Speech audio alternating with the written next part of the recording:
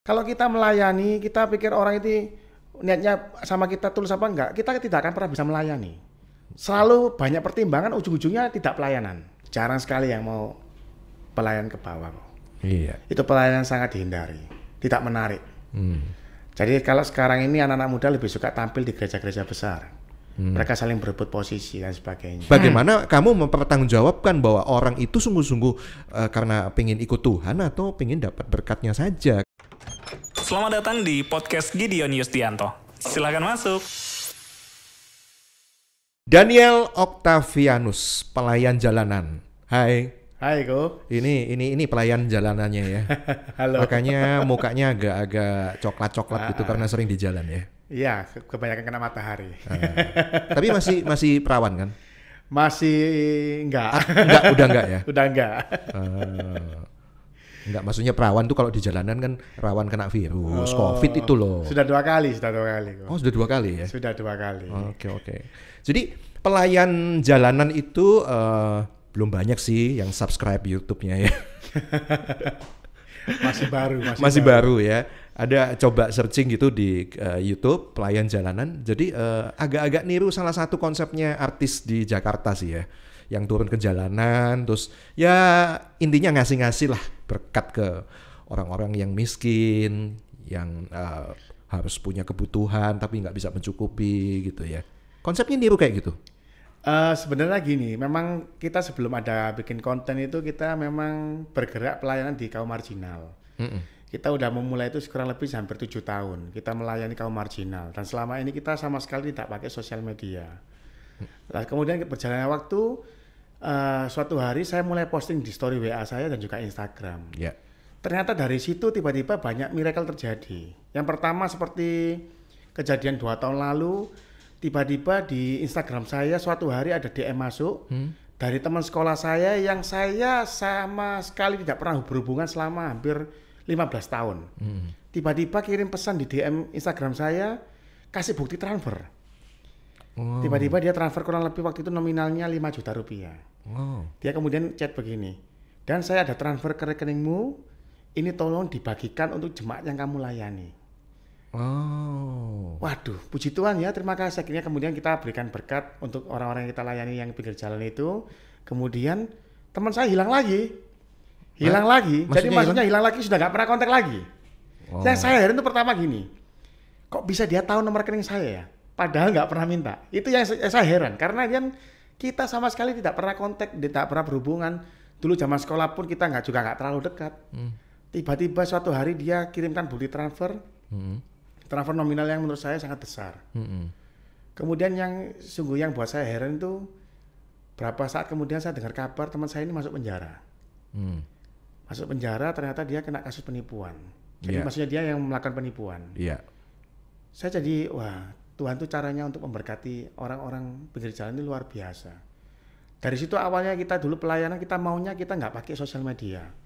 Karena kita pinginnya itu kita melayani tidak perlulah orang lain lihat. Tetapi ketika kita mulai uji coba di story WA dan Instagram, ternyata langkah yang kita ambil ini banyak sekali teman-teman yang selama ini mereka itu pengen menabur, tapi nggak ngerti kemana. Banyak teman-teman saya itu, mereka ingin nabur di misalnya contoh di suatu gereja. Mereka mikir, wah gerejaku udah kaya nih, aku nabur lagi buat apa? Mereka mau nabur ke pinggir jalan, mereka nggak berani ke pinggir jalan.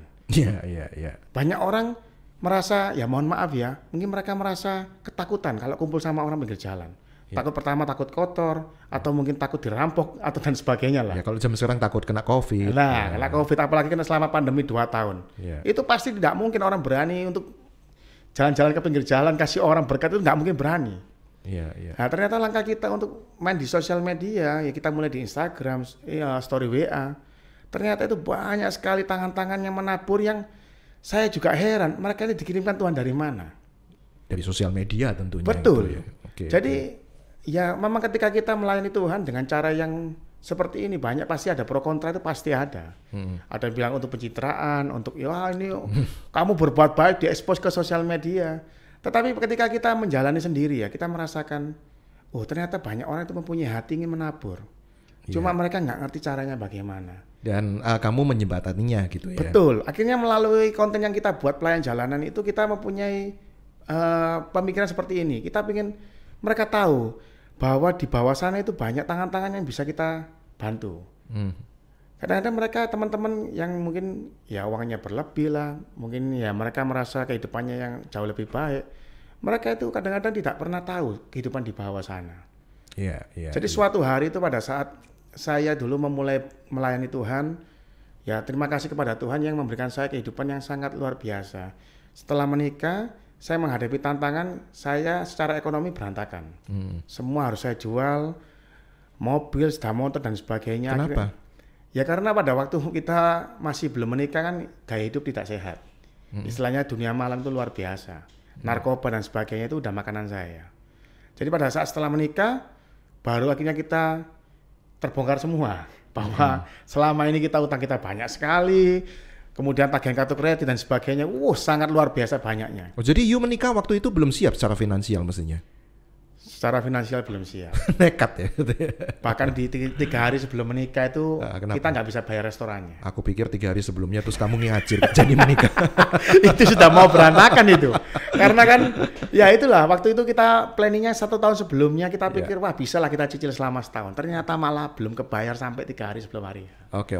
Terus lanjut. Jadi apa relevansinya dengan kehidupan waktu menikah yang berantakan secara ekonomi?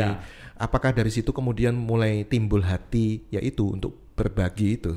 Enggak, suatu hari itu saya ketika kita mulai rumah tangga, ekonomi berantakan. Jadi yang namanya wanita itu terutama istri saya pasti ya agak sedikit ya gimana ya pengennya kan yang namanya wanita kan pengen hidupnya lebih baik.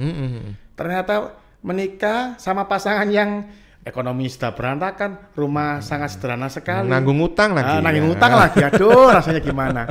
Ya sampai istri saya kadang kalau ngodain saya itu, saya ini kejebak ya kawin sama kamu. Tapi akhirnya ketika banyak namanya mengeluh, kepingin iri sana iri sini. Kemudian Tuhan izinkan saya melayani di suatu gereja, dapat bagian melayani di rumahnya kaum marginal. Jadi kita dulu punya namanya itu Batrabim. Di rumah masing-masing jemaat yang ada di Surabaya, rumah-rumah yang sangat-sangat terpencil sekali. Nah, kenapa pilih ke kaum-kaum marginal menengah ke bawah itu? Bahkan bawah banget. Kebetulan dulu gembala kita memang hatinya melayani orang marginal. Oh, begitu. Jadi saya waktu pertama bertobat, bergabung di gereja melayani, saya yang punya utang banyak, pergumulan masalah uang, disuruh Tuhan melayani orang marginal. Ya, jadi kita ini sudah kesulitan keuangan, disuruh menguatkan yang lemah keuangan. Rasanya gimana? Rasanya nggak karu-karuan. Nggak karuan tuh gimana? Ya gimana ya, kita setiap kali ke rumah mereka. Mana lebih bahagia atau lebih sedih atau gimana? Loh, pada saat saya melayani mereka kan kita harus datang bawa makanan, bawa minuman sendiri. Itu waktu itu kita sudah kesulitan keuangan, kita datang. Pada saat saya melakukan hal itu, saya merasakan kepuasan ya, kebahagiaan. Dan yang saya tanyakan. Yang luar biasa itu, waktu saya ajak istri saya ke sana, pulang dari suatu rumah jemaat yang kita layani itu, jadi rumah itu kan ruang tamu, kamar mandi. Ini jadi satu biasanya. Jadi satu. Dan mereka kan cerita tentang pergumulan mereka, bagaimana mereka nggak bisa nyekolahkan anak mereka. Saya tanya, wah sekolahnya berapa? 10.000. Paling mahal 20.000 sebulan. Padahal dulu kita waktu hidup foya-foya, bayar parkir aja 100.000. Ini mereka ini untuk sekolah cuma 10.000 mereka nggak bisa bayar. Di mana itu parkirnya 100.000? Saya jadi tukang parkirnya aja di situ ya. Kok mahal sekali. Kalau dulu kita di tempat hiburan malam kan biasa kasih valenya. Royal ya tipsnya ya. Oke. Akhirnya pulang dari rumah itu, di perjalanan pulang kita naik sepeda motor, istri saya nangis. Dia nangis, dia bilang selama ini saya merasa hidup kita ini kurang. Rumah kita kecil. Ternyata setelah saya melihat kehidupan yang seperti ini saya sadar, ternyata hidup kita ini jauh diberkati. Mulai dari hari itu, istri saya sama sekali tidak merasa pernah kekurangan, merasa tidak nyaman dengan rumah yang sederhana. Dia sangat bersyukur. Jadi pada saat hari ini pun, saya selalu bilang sama teman-teman saya, ketika kita melayani kaum marginal, sebenarnya bukan mereka yang kita berkati. Tapi ketika engkau datang kepada mereka, engkau melihat kondisi mereka bagaimana, kita ini yang sedang diberkati sama Tuhan. Kita diingatkan bahwa segala sesuatu yang kita nikmati hari ini itu semua sangat berlimpah. Nah, itu tuh, dengerin ya. Jadi ketika kita melayani orang, kadang-kadang kita merasa loh, saya ini loh yang butuh ditolong, saya ini yang lebih susah. Kita kan, orang tuh kalau diajak susah-susahan kan merasa paling susah gitu ya kan. Tapi ternyata ketika melayani ke kaum yang lebih bawah, baik secara ekonomi dan ya ekonomi itu kan salah satunya aja ya. Orang bukan cuma miskin aja, di balik orang miskin pun banyak persoalan-persoalan yang ada di dalamnya kan ya. Betul sekali, ya kan? Betul sekali. Ada yang sekolah anaknya 3 tahun nggak pernah dibayar. Akibat itu kemudian terjadi KDRT, pertengkaran misalnya gara-gara duit, bisa aja kan. Ada saya lihat di YouTube-nya juga bahkan ada seorang orang tua, ayahnya pesepak bola terkenal katanya. Betul, pemain topnya Indonesia dulu, cuman kita nggak sebutin nama. Terkenal ya memang ya. Terkenal. Kalau disebut pasti ya. Oh pasti tahu. Mantan pemain Persebaya top ya, juga pemain timnas Indonesia. Mestinya bisa ngasih ke bapaknya ya. Oh sangat bisa, memang diusir dari rumah. Wah itu, dan dia bergerak ke sana gitu ya. Betul. Untuk membantu. Nah, itu luar biasa. Saya tersentuh sih. Lepas dari ya pro dan kontra, kalau pencitraan ya pasti ada yang menganggap masa melakukan kebaikan kok sampai diekspos di YouTube segala macam, mau ngapain, mau nunjukin kamu tuh baik gitu ya. Padahal ya ternyata kamu melakukan itu untuk sebagai satu jembatan itu untuk apa ya? Buat yang lain-lain yang di luar sana yang mungkin ada kelebihan berkat atau bahkan mungkin ingin menyatakan rasa syukurnya, mereka nggak ngerti. Nah, lewat jalur sosial media malah lebih ngerti gitu. Betul. Ya. Betul sekali. Jadi kita dulu sempat mau stop, nggak mau expose lagi di sosial media karena kita merasa rasanya kok kita ini ya nggak etis juga, kita berbuat baik, kita tunjukin sama orang. Pernah ngerasa kayak gitu juga pasti, ya? Pasti ada, pasti dong. Perasaan itu pasti ada dan kita cukup terintimidasi ya. Jadi, terintimidasi. Betul, karena kita merasa aduh ini pasti ada orang yang juga nggak suka dengan apa yang kita kerjakan. Oke. Tetapi ketika justru malah banyak tangan-tangan yang sekarang kayak makanan ya, yang kita layani tiap hari Selasa itu, kita mempunyai persekutuan orang-orang pinggir jalan itu. Sekarang tiap hari Selasa ada satu orang khusus, dia pasti kasih nasi kotak. 50 nasi kotak setiap hari Selasa. Iya. Jadi Daniel ini setiap hari Selasa ya, itu saya lihat gitu di postingannya, dia melayani beberapa masyarakat yang di bawah garis ya, itu dia melayani dengan sukacita dan apa ya, bagi-bagi berkat, makanan, bagi-bagi firman, sukacita juga gitu ya. Saya pikir wow, ini pelayanan yang amazing gitu ya. Saya jadi ya takjub lah gitu melihat pelayanan yang seperti itu. Kok mau-maunya, itu loh maksud saya ya. Anda melakukan itu sendirian? Selain yang Anda tadi sebut tangan-tangan yang memberi dalam hal dana dan segala macamnya. Betul, kita mulai itu kan sudah sekarang lebih sekitar 7 tahun ya kita layan di Gubeng gitu ya. Jadi memang kita berjalan sendiri waktu awal-awal. Awal-awal sendirian. Betul. Tapi lambat laun dan sekarang nggak sendirian lagi toh? Tetap sendirian karena tetap sendirian. Pemainnya bongkar pasang. Ya kadang-kadang begini kan, teman-teman misalnya saya mau ikut, ya silakan. Tapi saya nggak pernah sekalipun untuk memaksa orang lain untuk ikut sama-sama karena kita tahu ya panggilan hati itu kan setiap orang berbeda. Betul. Jadi kita nggak bisa bilang orang kalau nggak mau melayani orang marginal terus dibilang kita orang berdosa. Oh tidak. Itu semua panggilan dari hati. Saya pun tidak pernah menghakimi teman-teman yang tidak mau melayani orang pinggir jalan terus kita anggap oh ini orang ini kotor banget, kamu kok sok bersih banget sih. Enggak. Karena saya percaya setiap kita itu punya panggilan masing-masing. Jadi ketika teman-teman aku mau ikut, ya silakan. Tapi saya nggak pernah paksa mereka, ayo minggu depan ikut lagi ya. Oke, jadi maksudnya nggak ada orang lain tetap jalan? Betul. Kamu sendiri gitu. Betul. Ya? Selama 2 tahun pandemi, kita tidak ada libur sama sekali. Itu pertama alasan. Libur dong, waktu komik katanya 2 kali. Iya. Ya liburnya kan cuma seminggu aja. Loh, tapi di sana saya ada penggantinya Pak. Jadi maksudnya ketika saya nggak ada teman saya di sana yang bisa gantikan. Untuk saya. Sementara tapi. Tapi saya liburnya cuma 1 kali aja kan. Kita kan tiap minggu, kita sakit waktu COVID kan cuma 5 hari paling. Iya. Untuk isomannya. Okay. Jadi kenapa saya nggak pernah meliburkan meskipun keluarga saya dulu sempat ketar-ketir ya. Awal pandemi kan semua orang takut keluar. Jangan ngomong yang sekarang ya. Kalau yang awal-awal dulu kan situasi sangat mencekam. Akhirnya saya memilih untuk tetap melanjutkan. Pertama karena mereka itu orang-orang nggak bisa online. Nggak bisa ibadah online. HP aja mereka kebanyakan nggak punya. Jadi kita nggak mungkin paksa mereka, ayo kamu ibadah online, tidak mungkin. Jadi saya nggak mau mempunyai hati, saya ingin melayani langsung secara offline. Kalau saya tonton di sana, apakah itu semua masyarakat Kristen? Nah, kalau misalnya nggak semua, ya maaf ya, misalnya mereka hanya kepingin berkat jasmaninya aja, pengen makanannya aja, tapi sok-sok ikut ibadah misalnya, padahal dia nggak Kristen. Kristenisasi dong. Jadi begini, memang kita ini ya masalah kristenisasi itu 11-12 ya, kayak di garis perbatasan ya. Cuman pada saat beberapa waktu yang lalu itu ada jemaat kita yang memang memakai hijab ya, memakai hijab untuk ikut di persekutuan. Kita bilang sama ibu tersebut, Bu, saya mohon maaf ya Bu. Ya. Ibu kalau mau ikut lagi, ya tolong hijabnya jangan dipakai Bu. Nanti masalah buat kita. Nah itu. Jadi memang kalau ibu mau bergabung di sini, ya jangan pakai hijab, karena nanti akan dipandang buruk sama yang lain. Iya. Oke Pak. Tadi datang lagi dia sudah tidak pakai hijabnya. Jadi memang begini Pak, maksudnya kita ini mengalami fase-fase selama 7 tahun pelayanan ini banyak drama-drama juga. Termasuk suatu hari itu ada sopir bemo yang beragama lain, dia bergerak untuk datang ikut bergabung, tetap kita hajar firman Tuhan. Kamu pokoknya duduk di sini, ya kita akan ajari tentang firman Tuhan. Kemudian suatu hari ada seorang sopir bemo itu dia karena datang terlambat, kita kan pakai ilmu disiplin di sana. Kamu datang terlambat enggak apa-apa ikut ibadah, tapi enggak dapat berkat. Nah, sopir bemo ini marah-marah. Minggu depannya dia ajak pecatan tentara untuk bergabung di sana untuk bikin rusuh. Akhirnya kita waktu itu ya kita tetap ibadah seperti biasa. Ternyata yang pecatan tentara ini enggak jadi bikin rusuh, dia malah tiap minggu datang terus. Lah waktu pandemi kan kita batasi jemaat, tidak boleh lebih dari 50. Karena kita sempat disamperin sama Satpol PP. Iyalah, makanya saya lihat waktu itu ya, waktu pandemi ini kok kumpul-kumpul kayak gini, nggak apa-apa tah ini gitu. Iya, kita sempat disamperin sama Satpol PP, tapi puji Tuhan.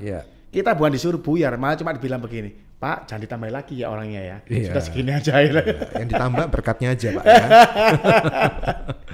Ya maksud saya bagaimana kamu mempertanggungjawabkan bahwa orang itu sungguh-sungguh karena pengen ikut Tuhan atau pengen dapat berkatnya saja, karena ya maaf ya, di balik ibadah itu kan ada gimmick. Betul. Betul sekali. Anda kan mesti bertanggung jawab untuk itu gitu loh, mempertanggungjawabkannya pada Tuhan ya tentunya ya. Gitu. Kita mempunyai metode. Dan pada masyarakat. Kita mempunyai metode sendiri, maksudnya untuk pengajarannya, untuk ibadahnya, kita punya metode sendiri yang istilahnya untuk orang yang main-main pasti akan nggak mungkin datang lagi. Untuk mereka-mereka yang niatnya cuma cari makan, saya terang-terangan kok. Kalau kalian kesini cuma cari makan, nggak usah ikut ibadah, saya kasih makan. Daripada kamu capek-capek ikut ibadah, dengerin orang ngomong, ya kan kamu nggak seneng kan? Kamu bilang aja, Pak saya mau sembakonya, tak kasih kamu pulang aja. Jadi kita nggak apa-apa. Nggak memaksakan. Betul, karena kita pikir begini kok. Kalau kita melayani, kita pikir orang itu niatnya sama kita tulus apa enggak, kita tidak akan pernah bisa melayani. Selalu banyak pertimbangan, ujung-ujungnya tidak pelayanan. Jadi kita sudah bergerak aja, perkara nanti orang itu motivasinya benar ataupun sekedar pura-pura itu biar urusan Tuhan aja. Akan terseleksi secara alami nantinya ya. Pasti. Kita udah mengalami pasang surut orang datang pergi udah banyak sekali. Jadi kelihatan ya kalau saya datang gitu motivasi saya apa kelihatan ya. Ini pasti mau bikin podcast kalau gue datang. Enggak, saya mau macak gitu ya kan, sebagai kaum marginal. Kira-kira gimana? Iya. Apakah saya ditendang-tendang? Apakah saya dimaki-maki di situ? Apakah saya dilecehkan? Tapi ketika itu kan yang memang itu konsepnya kan memang ibadah gitu ya, pengen membagi firman gitu. Betul. Ya kepada siapa yang mau gitu, tapi kan bukan memaksa kan. Ya, kalau kamu pengen berkatnya aja, mau kepengen minyak gorengnya, mau kepengen berasnya aja, toh nanti satu saat lama-lama akan kelihatan kok gitu ya, nggak akan bertahan lama gitu ya, pasti akan tersingkir sendiri gitu. Nah terus bagaimana yang ke ini kayak gerbek kampung gitu? Nah, itu terakhir di YouTube-nya kan ada gerbek ke kampung 1001 malam. 1001 malam ya kan? Nah itu kan Daniel nggak milih kan dari agama apa kan? Oh enggak. Bahkan saya lihat beberapa banyak yang ke kaum Muslim. Iya. Kalau kamu 1001 malam memang hampir 80% memang Muslim. Kan? Iya kan? Meskipun ada juga yang Kristen juga, karena di sana ada gereja kok. Nah itu gimana konsepnya, maksudnya, tujuannya? Oh tujuannya gini kok, kita kan belajar menerapkan firman Tuhan ya, bahwa kita harus jadi terang. Jadi kita mau tunjukkan sama mereka bahwa kita pun tidak pernah memandang agama dalam kita membantu orang lain. Iya. Kemudian kita terapkan membantu juga. Membantu itu mestinya nggak punya agama kok ya. Betul. Kalau kita pilih-pilih agama repot ya, karena kita pun kalau misalnya menolong sama Kristen pun belum tentu dia Kristen betulan. Karena Ya. banyak sekarang Kristen abal-abal gitu loh kok. Ya elah Kristen abal. Kristen kaleng-kaleng Kristen ya. KTP ya. Enggak, tapi Kristen yang asli itu mestinya memang apa namanya? Hukum kita kan hukum kasih. Betul. Jadi taunya asli atau KW kan gitu. Ya kan kalau yang pelit KW itu. Jadi kalau ketemu Gideon jangan sampai pelit loh. Ya kan? Lu kalau pelit-pelit KW loh karena Jangan lupa beli produknya kan hukum Gideon. kasih. Ya, Soalnya gini kok jujur kok ya, sekarang kalau kita lihat di lingkungan sekitar ya, untuk anak-anak muda kok jarang sekali yang mau pelayan ke bawah kok. Iya. Itu pelayanan sangat dihindari, tidak menarik. Jadi kalau sekarang ini anak-anak muda lebih suka tampil di gereja-gereja besar. Mereka saling berebut posisi dan sebagainya. Ups, bukan saya ngomong. Bukan saya ngomong. Yang ngomong orang jalanan, belak-belakan nggak bisa basa-basi. Iya. Memang di podcast hanya di podcast Gideon Yustianto harus belak-belakan ya. Iyalah, ya seneng tampil lah gitu ya. Jadi kita coba bikin sesuatu yang berbeda. Oke, terus semua itu kan sekali lagi butuh dana ya.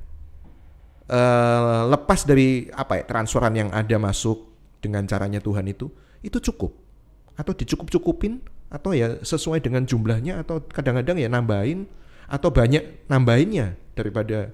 Jadi jujur ya Ko Gideon, memang saya percaya itu ketika kita juga selain pelayanan kita juga bekerja kok. Jadi kita juga pengusaha dan Tuhan itu berkati pekerjaan kita justru pada saat pandemi.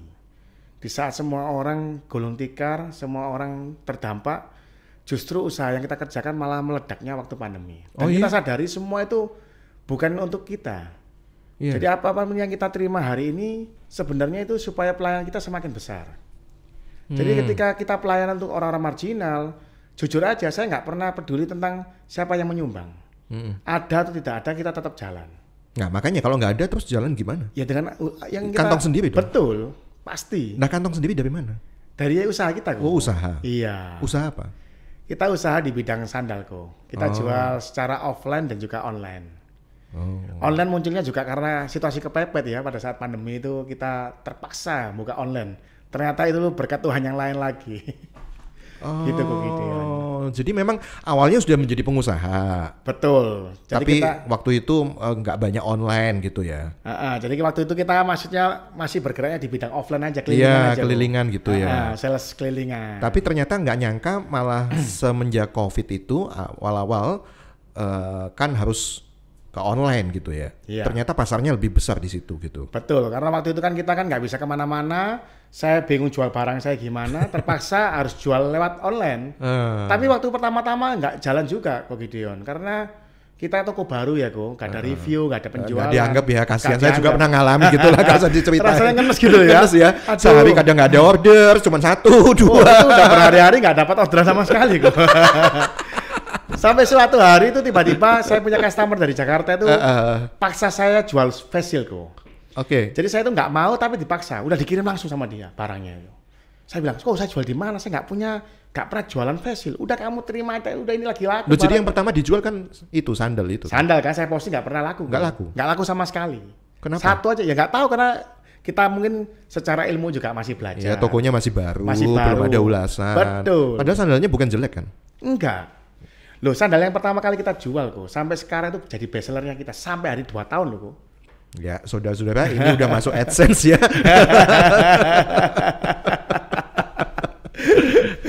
Enggak, tapi betulan kok. Itu yang dulu Nggak, yang sandal yang kamu jual tuh untuk kelas menengah ke atas atau ke bawah? menengah bawah kok. Menengah bawah Menengah ya. bawah. Kita punya visi misi itu kan supaya seluruh warga negara Indonesia bisa memakai produk yang bagus dengan harga murah. Oh gitu. Betul. Nggak dibawa sih di sini produknya. Saya kirim nanti kok. Oh jadi saking sepinya sampai jualan face shield gitu ya? Jualan face shield itu kan kepepet karena dipaksa Kepepet. sama customer Saking saya. nggak lakunya. Heeh. Terus akhirnya gimana laku? Akhirnya kita pasang face shield di topet kita waktu itu pertama kali kita buka kan topet ya kok. Itu meledak kok. Jadi kita jualan face shield itu dalam waktu 3 bulan itu hampir 1 juta piece. Wah 1 juta piece kali keuntungannya. Waduh, Wah, keuntungannya nggak banyak waktu dulu ya. Ya meskipun nggak banyak, bisa katakan 100 rupiah lah paling kecil lah ya kan. Tapi kali 1 juta piece. Waduh, luar biasa, luar biasa. Jadi waktu kita jual face shield itu, kemudian sandal kita ikut naik kok. ketarik gara-gara karena nama tokonya meningkat ya. Betul. Dan dari situ Tuhan buka jalur untuk sandal. Modal untuk pelayanan tadi kan. Betul sekali. Kan tadi katanya nggak ada orang tetap jalan ya. Betul kan? kok. Jadi akhirnya kita berjalan waktu kita sadar, berarti waktunya kita ini pelayanan harus lebih besar lagi yang kita berkati. Kalau kemarin-kemarin kita mampu misalnya 3 orang start ya, hari ini kita bisa berkati ratusan orang. Gak perlu nunggu donatur, gak perlu cari sumbangan sana sini. Kita jalan terus. Ada atau nggak ada tangan yang menabur, kita jalan. Karena jujur ya kok, saya ini pernah posisi waktu posisi keuangan susah, saya harus mencarikan dana untuk Natalan gereja. Itu rasanya sedih sekali. Kayak minta-minta ya. Sungguhan kok, saya sampai jualan payung kok untuk supaya belum lagi ditolaknya nggak enak. Aduh, ya. Rasanya teman-teman saya tuh nganggap saya tuh kayak apa gitu loh ya. Saya waktu itu baru bertobat, suruh bagian dana untuk Natalan, dananya besar banget waktu itu. Aduh, rasanya ngenes banget. Dari situ saya punya, ya dalam hati kecil saya itu kalau suatu hari saya diberkati Tuhan, saya nggak mau lah minta gitu ya. Kita bisa bayar sendiri aja. Oke. Jadi sekarang kita pelayanan pun juga sama kok. Kita ngomong kalau nominal, harusnya uang yang kita buang itu bisa buat beli ya pokoknya biasa beli buat yang lain-lain lah kok. Misalnya kayak beli kita ya kasih clue lah. Mobil baru lah. Mobil baru. Atau rumah baru lah. Rumah baru serius? Ya pasti. Cuman yang kita pikir sudahlah, kita kalau mau hitung uang itu pasti ada perasaan sayang, tapi kita nggak pernah mikir ke sana. Kita nabur. Nggak mau terikat sama mamon ya. Betul kok. Iya. Akhirnya Tuhan buka lagi berkat-berkat yang lain, luar biasa. Wait, serius? Bisa beli buat rumah? Ya pasti kok. Dalam 1 bulan gitu? Iya. Omsetnya lumayan ya. Omsetnya yang mana kok? Omset memberi. Karena dari omset memberi itu kan berarti kan ketahuan gitu kan. Tapi saya sama istri saya memang kita udah komitmen kok. Maksudnya untuk ini penting sama istri soalnya kan kalau nggak sevisi kan bisa tengkar kan. Oh pasti. Mau duit segitu masa dikasih ke orang gitu kan. Dari awal kita udah punya cara pandang yang sama. Kalau kita semakin diberkati berarti kita naburnya harus semakin banyak. Nah, ini udah jalan berapa lama? 7 tahun tadi. 7 tahun kok. 7 tahun ya? 7 tahun. Jadi dulu kemampuan kita dulu kan, ya kita mulai dari hal kecil dulu kok ya. Dulu yang kita pelihara, kok gak enak pelihara kata-katanya. Dulu saya itu punya 3 orang. Yang dicukupi kebutuhannya. Iya, aduh sorry ya. Dulu saya itu punya 3 anak asuh kok. Tapi umurnya 70 tahun ya terus semua. 3 anak asuh ini dulu tidurnya di pinggir jalan. Ya kita dulu cuma mampu bisa membantu 3 orang. Iya. Tapi hari ini kita bisa bantu ratusan orang. Iya. Puji Tuhan. Iya. Enggak, saya sedang hitung 7 tahun kali 12. Iya kan? 84. Udah 84 rumah. Udah lunas kok itu. 84 rumah. Jadi satu kompleks perumahan dibeli sendiri. Luar biasa. Ya ini gini kok ya. Kalau kita bicara masalah di luar yang kita percaya tentang perpuluhan dan sebagainya, kita nggak mau campur-campur di sana. Iya. Kenapa? Ya karena kita punya cara pandang kalau perpuluhan itu kita sendiri. Jadi kalau untuk yang orang-orang marginal kita di luar perpuluhan. Oh, saya pikir mau ngomong kemana ini. Jadi maksudnya ini di luar untuk perpuluhan yang lain gitu. Perpuluhan sendiri itu kan sudah bagiannya gereja. Oke, ini persembahan ucapan syukur memang ketika usaha kamu diberkati gitu ya. Betul. Tapi gini, bagaimana dengan masyarakat yang gini loh, kan kamu nggak bisa ngasih terus ikan ya, kamu kan satu saat harus ngasih alat pancingnya kan, supaya mereka bisa dapat ikan sendiri. Selama ini kan yang aku lihat kan yang kamu kasih kan ikan ya, beras, minyak goreng saya lihat, ya mie instan saya lihat. Saya lihatin loh itu ya kan. Dipantau terus ini sama Kok Gideon. Itulah gunanya kita posting di story WA. Iya, saya lihat nih orang ini maunya apa sih ya kan. Nah, itu kan ngasih, ya itu dalam tanda kutip ikannya kan. Terus nggak merasa bersalah kalau yang dikasih itu ikannya terus. Kan orang bisa jadi males. Betul. Jadi gini Kok Gideon. Terutama kalau lansia sih oke ya. Mereka kan udah nggak bisa bekerja kan. Contohnya kayak papanya yang pesepak bola terkenal itu kan ya masa kayak gitu suruh kerja kan nggak mungkin gitu loh. Tapi kalau yang muda-muda gimana? Kebetulan yang kita layani tidak ada yang muda Kok Gideon. Untuk yang yang kita layani untuk orang marginal, itu kebanyakan memang lansia semua. Dan tapi gini ya teman-teman ya, bahwa yang mereka yang lansia pun jangan dipikir mereka nggak bekerja. Mereka bekerja semua loh kok. Oh, bekerja ya? Mereka orang-orang jujur aja, saya melihat mereka itu salut. Oh. Yang kemarin yang barusan meninggal Bu Sumiati itu umur 78 tahun. Dia masih kerja di pasar Keputaran itu. Dia kerjanya begini kok. Jadi dia tunggu orang-orang yang jual lombok yang jatuh-jatuh ke lantai itu sama dia dikumpulin kok di pasar Keputaran itu. Dia jual dengan harga miring gitu ya? Betul. Dia startnya jam 2 subuh dia udah kumpul-kumpulin. Kemudian jam 4 dia gelar dagangannya dia. Iya. Itu hasil dari yang jatuh-jatuhnya dari pedagang-pedagang yang besar-besar itu. 78 tahun loh. Dia tidak mau minta-minta, dia nggak mau jadi pengemis. Dia jualan sendiri sayur. Jadi kebanyakan yang jemaat yang kita layani di Gubeng itu kok ya. Iya. Mereka orang lansia-lansia tapi kebanyakan mereka bekerja. Oh, itu lokasinya di Gubeng ya? Ya yang dulu di Gubeng, sekarang kita udah pindah kok. Di mana? Sekarang kita di Pandegiling. Oke. Iya. Jadi mereka bekerja. Oke, lepas dari mereka juga tetap bekerja ya. Tapi bagaimana dengan generasi muda sekarang yang juga ya mereka seneng gitu. Saya suka sedih loh kalau ngelihat orang ngamen itu. Nah, setuju. Jujur aja kita kalau lihat yang muda-muda itu kalau nggak kerja itu kita Nah, kira-kira punya panggilan nggak? Ada satu visi nggak buat mereka ini untuk apa ya? Ngajarin mereka untuk cari banyak ikan seperti yang ikan kamu dapat. Ya, itulah yang sedang kita kerjakan sekarang kok Gideon. Jadi ngerjain apa? Beberapa saat terakhir ini kita mempunyai pelayanan, kita ini membekali para hamba-hamba Tuhan itu, anak muda-muda itu, yang mereka itu bingung mau kerja apa, terutama di daerah-daerah Gideon. Jadi kita berikan secara kekuatan di dalam pekerjaan. Kemarin-kemarin mereka yang mungkin bingung mau kerja apa, situasi pandemi, banyak orang kerja di PHK dan sebagainya. Hari ini kita bekali dengan keahlian di dalam online shop. Hamba Tuhan ini? Ya, maksudnya kita kan percaya ya bahwa orang-orang yang dibebaskan dosanya sama Tuhan itu kan semua kan hamba Tuhan. Bukan bicara masalah orang pekerja di gereja saja ya. Tetapi semua pengikut Tuhan ya mereka kita bantu. Bahkan hari ini pun kita sudah melangkah untuk orang-orang yang tidak mengenal Tuhan pun kita tolong di dalam skill, di dalam pekerjaan. Iya, yang tadi itu loh, kamu ngasih pelatihan ke hamba-hamba Tuhan. Iya. Karena apa? Hamba-hamba Tuhan itu masa pandemi apa? Nggak bisa pelayanan. Iya, kemarin kita pelayan di Batu Malang itu kita melihat ya gereja-gereja di sana selama pandemi 2 tahun mereka tidak ada ibadah. Iya. Otomatis persembahan per bulan dan sebagainya mungkin tidak jalan. Iya. Padahal pemeliharaan operasional harus tetap jalan gitu ya. Ya kebutuhan sehari-hari mereka kan makan juga pun juga harus tetap gitu kan. Betul kok. Donatur selamanya mungkin yang bantu gerejanya mungkin ekonominya berantakan juga. Ya, jadi istilahnya donatur. Ya berapa banyak donatur yang sudah mulai check out masing-masing ya. Pasti semua akan menyelamatkan dirinya masing-masing. Oke. Lah kemarin kita mendengar berita seperti ini kita tergerak untuk membekali mereka dengan skill. Karena kita rindu. Nah itu bukan cuma ikannya aja tapi skill. Iya. Jadi kita sekarang sadar kok bahwa 2 tahun lalu ketika Tuhan mengajari kita kerja online, ternyata untuk hari ini. Oh gitu. Betul, bukan untuk diri kita aja ya supaya kita tambah banyak uang, bukan gitu ya.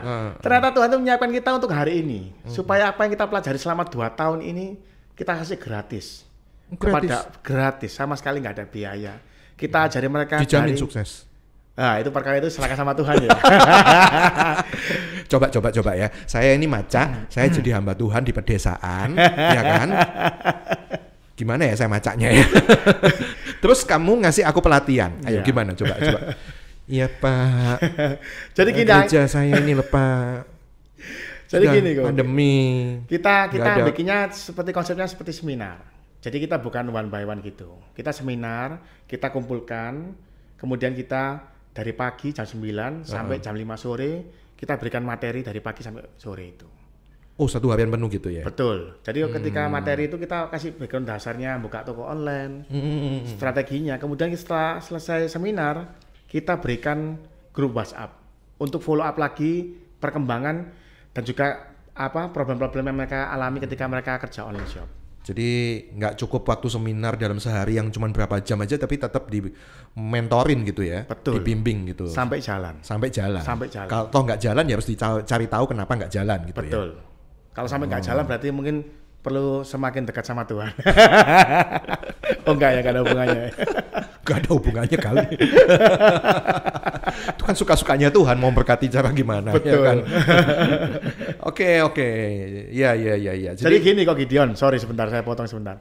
Kalau kita dalam konsep ini kita melayani, memberikan pancing ini memang di antara mungkin 100 orang ya, tidak semua pasti jalan. Ya. Tapi saya percaya mungkin 20-30 orang pasti akan jalan.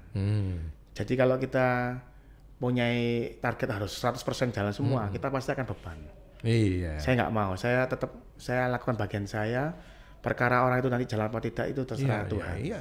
Terserah Tuhan dan terserah yang bersangkutan ya. Iya. Ada kan yang awalnya antusias tapi habis itu ciut nyalinya gitu kan. Nah, oleh karena itu gini kok gitu. Setiap kali kita bikin seminar kita pakai strategi. Apa itu? Waktu kita bikin seminar seakan-akan harus bayar. Jadi kemarin kita di Malang kita harus bayar untuk ikut seminarnya supaya nanti yang datang itu betul-betul nggak orang mampu loh. Hah?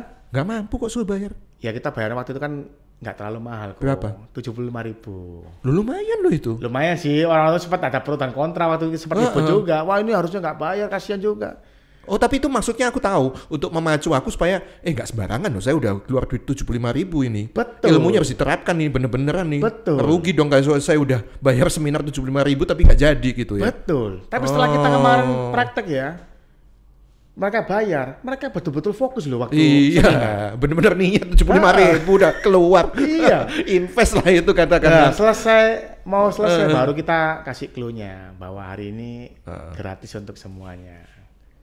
Di terakhirnya Pak, maksudnya gitu loh kok. Oh, cuman Jimmy. Cuma Jimmy. Akhirnya dikembaliin. Enggak, mereka sebelumnya belum kasih uang kok. Cuman maksudnya bayarnya di belakang kita ngomongnya waktu itu. Tapi aslinya bayar nggak sih? Nggak bayar. Cuman kita waktu mereka kita kasih flyer itu harus bayar. Maka daftar harus bayar tapi bayar. Jadi yang datang pasti niat itu ya, yang pasti niat. Iya. Nah, kemarin kita kan sempat diminta tolong sama API Jatim itu untuk API itu apa?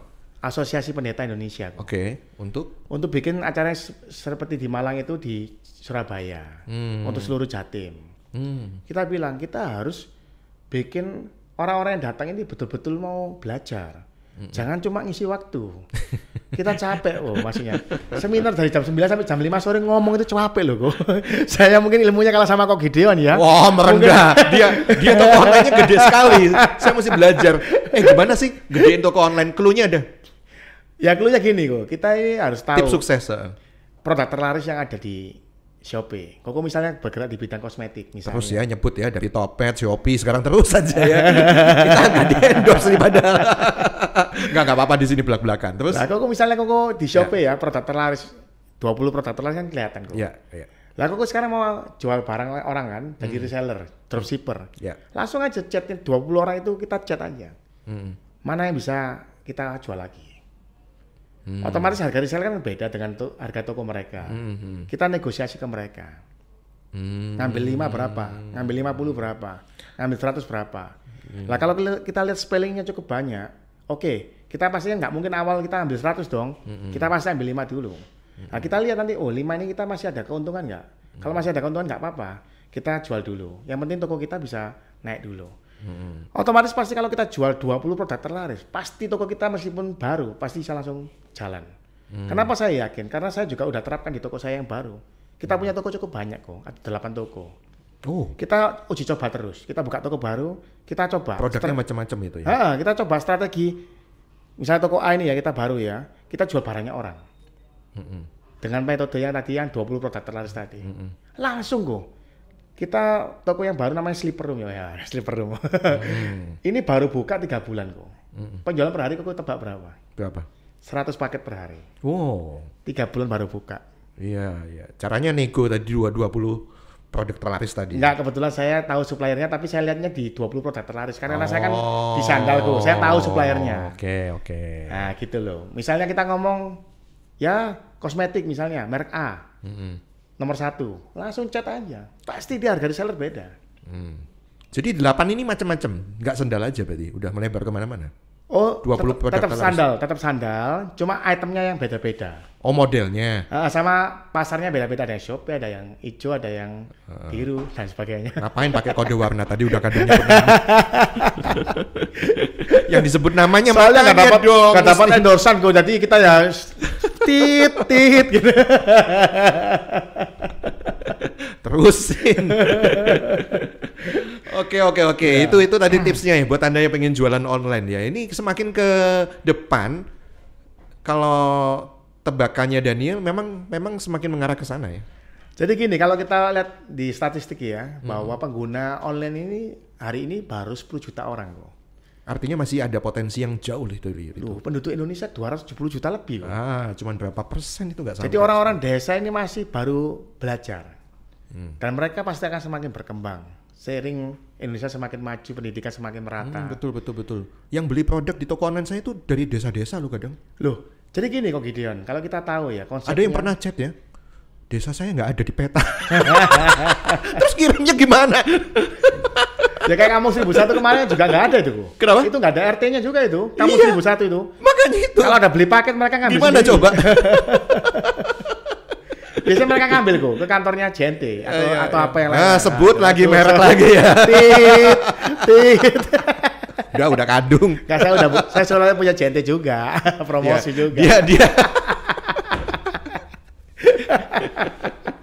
pinter banget kan dia punya usaha logistik gitu ya. Jadi usaha pengiriman paket yang gede-gede ya, yang kargo itu ya. Betul.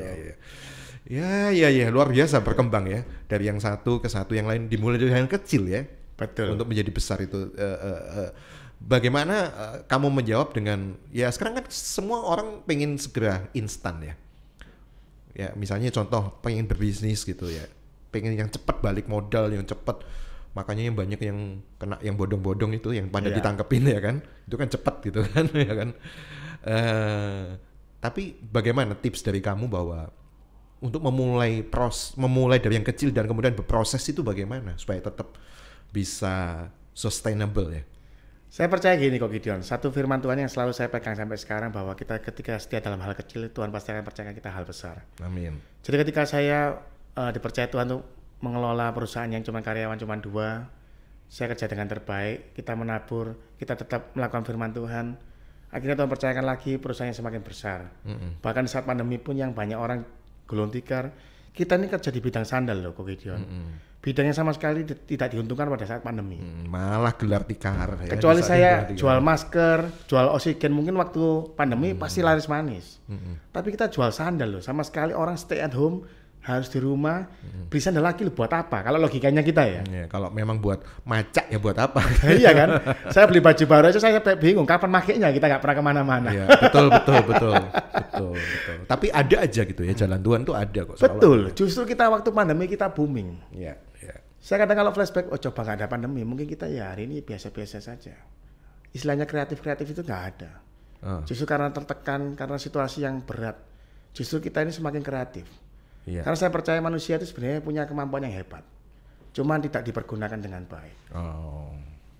Ya, saya memang percaya setiap manusia itu punya satu nature untuk membuat hidupnya jauh lebih baik mestinya yang asli, yang normal kan gitu ya. Masa ada orang tuh kepengin hidupnya gini-gini aja kan nggak ada, ya kan?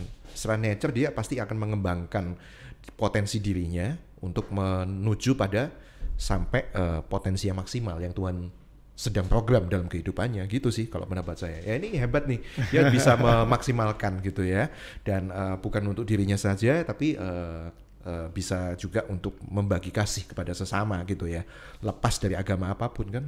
Betul kok Gideon. Jadi ketika kita ini belajar memikirkan orang lain, Tuhan pikirkan kita. Iya.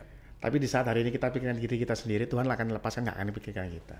Karena dia merasa kamu udah enjoy dengan dirimu sendiri, kamu udah fokus sama dirimu sendiri, ya kamu handle sendiri urusanmu. Tapi pada saat hari ini kita belajar memikirkan bagaimana supaya kita jadi berkat untuk orang lain, bagaimana kita bisa berguna untuk orang lain, Tuhan akan pikirkan yang menjadi pergumulan kita. Itu satu hal yang saya pelajari. Kata-kata itu sudah sering saya dengar sih. Gitu ya. Tapi kan hari ini baru merasakan sendiri toh kata-kata itu. Iya. Ya kan. Kalimat-kalimat itu kan biasa gitu kan. Biasa. Tapi akhirnya dia mulai mengalami dan itu beneran gitu loh. Betul. Ya, benar, kalau kita cuma dengar orang tok ngomong rugi. Kita harus menikmati sendiri. Menikmati sendiri ya. Dipepet tapi malah melejit ya. Dijepit malah melejit ya. Dihambat tapi makin merambat dia. Wah, ini luar biasa. Betul. Jadi orang-orang sebenarnya banyak yang komplain sama saya. Kamu kok bodoh sih? Kenapa? Rahasia perusahaanmu online shop kok kamu ajari ke orang lain. Kalau di mana-mana banyak, saya percaya pemain online yang lebih besar daripada saya itu sangat banyak. Lebih pinter ya sangat banyak. Tapi satu hal, mereka nggak mau berbagi ilmunya pada orang. Ya iyalah, itu kan kayak kalau di resto kan ibaratnya bumbu yang dapurnya ya. Bumbu dapur yang rahasia. Ketika seminar saya selalu bilang kok, Bapak Ibu tolong ya, ketika kita seminar tolong diperhatikan baik-baik. Saya belajar ini 2 tahun. Bapak Ibu belajar cuma 1 hari. Ya, nggak sampai lagi mungkin. Iya, tak kasih gratis 1 hari, nggak perlu sekolah lagi. Tolong diperhatikan baik-baik. Karena saya ini sudah menyiapkan materi yang kita pelajari selama 2 tahun. Kita kan pasti mengalami banyak masalah, banyak kekeliruan dalam strategi. Kita belajar, oh sini, oh ternyata salah. Pakai strategi ini salah. Kita belajar terus. Itu yang kita berikan gratis selama 2 tahun kita sekolah, mereka cuma 1 hari. Diperas poinnya sampai dalam 1 hari ya. Ya wes, kapan-kapan saya juga akan ikut ya dalam kelas online-nya. Harus kok. Kita kasih privat kalau Gideon yang Kenapa? minta. Kita kasih privat kok. Nggak usah tunggu seminar. Wih, privat. Ya iyalah, tadi udah sebut merek berapa kali tuh harus bareng. Main-main ke kantor kok, main-main ke kantor kita kok di Margomulyo. Iya. Salah satunya dia suka saya kritik dengan kalimat kita. Kantor kita berarti saya juga punya dong. Oh iya. Kita kan berarti UNI. Berarti kantor saya juga dong kalau kita. Boleh bro. Saya nanam saham berarti dong di situ. Milik bersama ya. Milik bersama. Kantor kita katanya. Berarti saya boleh dong di situ milik saya. Ya itulah kadang-kadang kita ya, terjadilah sesuai dengan imanmu loh. Kita ini terbiasa kok. Maksudnya percaya bahwa perusahaan yang kita kerjakan sekarang ini adalah milik Tuhan. Jadi kadang-kadang saya itu malu kok merasa bilang itu punya kita. Punya kami. Oke. Kita selesai dengan podcast ini. Terima kasih sudah menyimak podcast Gideon Yusdianto. Subscribe di channel Batra Yuda FM.